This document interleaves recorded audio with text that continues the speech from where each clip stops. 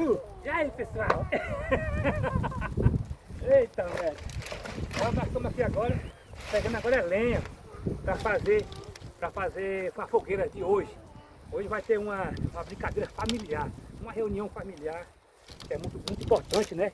A gente ter essa união. E é tão lindo uma reunião assim, um encontro de família saudável, né? Todo mundo respeitando um outro com alegria. É bom demais. Então, a gente tem que fazer isso mais e mais vezes, né? Olha lá como está o reboque já.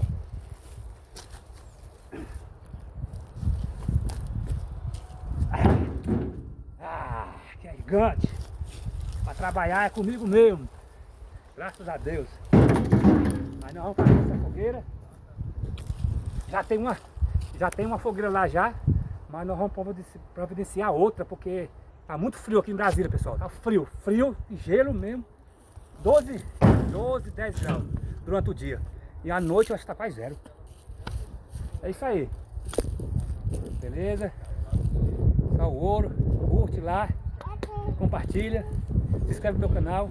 Vamos lá, vamos para esse canal subir aí, pessoal. Deus é contigo, Deus é comigo, com você, com todos nós. Valeu!